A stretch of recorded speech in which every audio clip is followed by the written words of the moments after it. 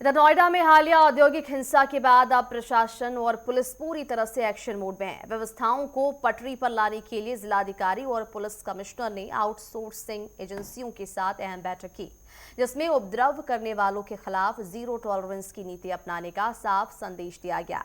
DM ने चेतावनी दी है कि अगर किसी भी एजेंसी या फिर उसके कर्मचारी ने दोबारा माहौल बिगाड़ने की कोशिश की तो उस पर एजेंसी को तुरंत ब्लैक लिस्ट कर लाइसेंस निरस्त कर दिया जाएगा। सुरक्षा के लिहाज से शहर में 6000 जवानों की तैनाती की गई है। प्रशासन ने साफ कर दिया है कि पत्थरबाजी और हिंसा कतई बर्दाश्त नहीं की जाएगी। तो वहीं श्रमिकों को न्यूनतम वेतन और सुरक्षा का पूरा भरोसा दिया गया। माननीय मुख्यमंत्री जी का धन्यवाद करना चाहती हूं कि उन्होंने हाई पावर्ड कमेटी गठित करी, जिसके द्वारा श्रमिकों की मुख्य मांग वेतन बढ़ोतरी को माना गया है और गौतम बुद्ध नगर में वेतन बढ़ाया गया है। अब गौतम बुद्ध नगर का वेतन 13,690 से लेकर 16,868 के बीच में विभिन्न श्रेणी के श्रमिकों के लिए निर्धारित किया गया है। इसके साथ साथ कुछ निर्देश भी मैं देना चाहती हूँ।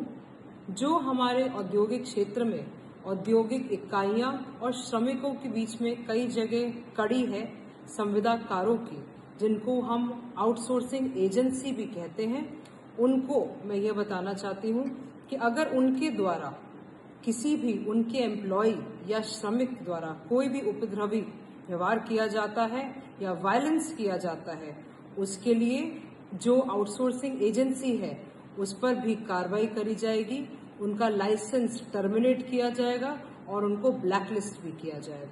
देखिए, कल जो उत्तर प्रदेश सरकार द्वारा एक हाई पावर कमेटी को परसों भेजा गया था और उनके द्वारा बेहद वार्ताएं की गई थी, उनकी रिकमेंडेशंस को कल उत्तर प्रदेश सरकार द्वारा स्वीकारते हुए लागू कराया गया है।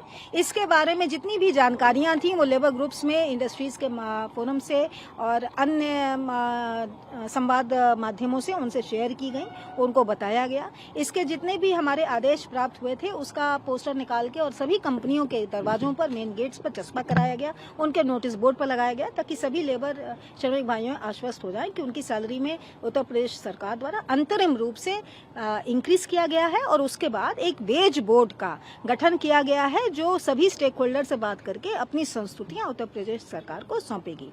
इसके बारे में बताने के बाद आज सुबह जब प्रातःकाल पूरे डिस्ट्रिक्ट में लेबर सभी यूनिट्स खुली हैं, सभी फैक्ट्रीज और ऑफिसेज खुले हैं, सभी में सुचारू रूप से पहली शिफ्ट में और सेकेंड शिफ्ट में लेबर पहुंचा है। शांतिपूर्वक उसने अपना काम शुरू किया है और आशा करते हैं कि उनके मन में जो भी भ्रांतियां होंगी उसका निराकरण हो गया होगा। उनकी 5 मेजर डिमांड्स थी और उन 5 मेजर डिमांड्स को 4 को पहले लागू किया गया था और एक 5वीं को कल लागू कर दिया गया है और आशा करते हैं कि वो इससे संतुष्ट होकर शांतिपूर्वक अपने काम को रिज्यूम करके इसको आगे बढ़ाएंगे।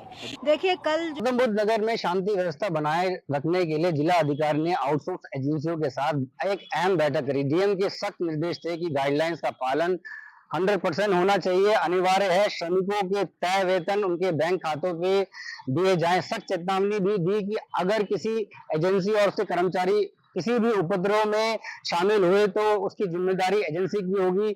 ऐसे मामले में एजेंसी को ब्लैकलिस्ट किया जाएगा, उसका लाइसेंस भी निरस्त किया जाएगा। आपको बताते चले, नोएडा में वेतन बढ़ोतरी के मांग को लेकर शुरू हुए श्रमिक आंदोलन में पिछले 2 दिन में हिंसक रूप ले लिया।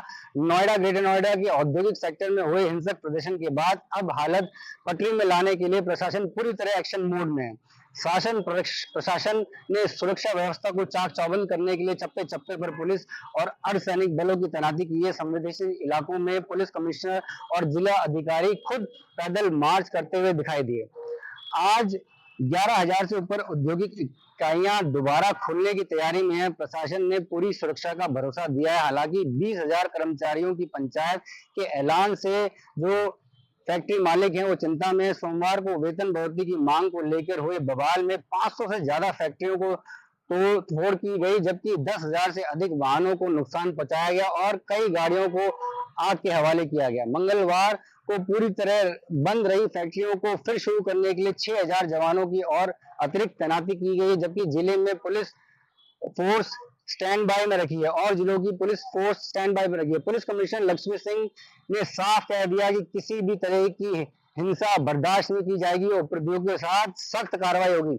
अब देखना यह होगा कि कड़ी सुरक्षा के बीच औद्योगिक गतिविधियां कितनी तेज रफ्तार से सामान्य होती है और क्या श्रमिक व उद्यमी के बीच बना तनाव पूरी तरह से खत्म हो पाता है या फिर एक बार फिर हालत बिगड़ने का खतरा बना हुआ है। कैमरामैन सचिन के साथ हिमांशु बहुगुणा, नेटवर्क।